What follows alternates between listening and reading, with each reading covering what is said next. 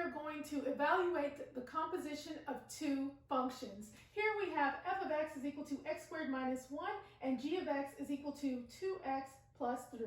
And we want to evaluate f compose g of negative 3 and g compose f of negative 3. Now I suggest you learn how to evaluate one function before you learn how to evaluate a composition of two functions. So let's look at the first one. We have f compose g of negative 3. So what is that? So we can say f compose g of negative 3. And what we can do is we can rewrite that as f of g of negative 3. Now this looks a little more familiar. So the trick here is to work from the inside out. Let's just take g of negative 3.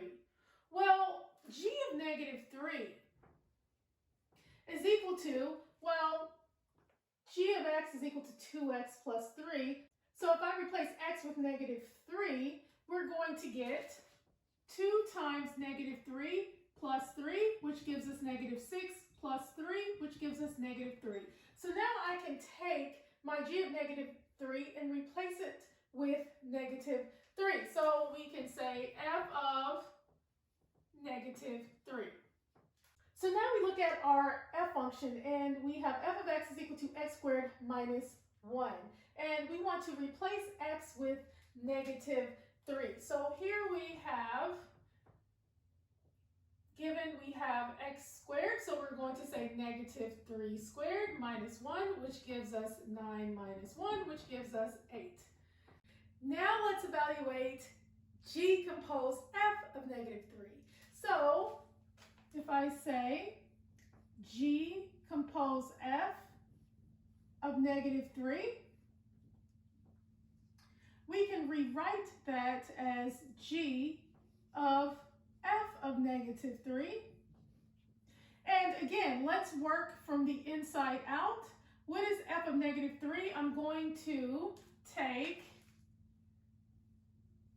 f of negative 3 and I'm going to say that we're going to replace x with negative 3. So I'm going to say negative 3 squared minus 1, which is 9 minus 1, which is 8.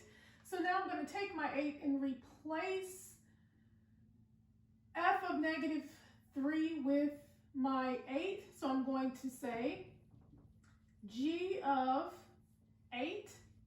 And now I'm going to look at my g function and replace x with 8. So I'm going to say 2 times 8 plus 3, which is equal to 16 plus 3, which is equal to 19.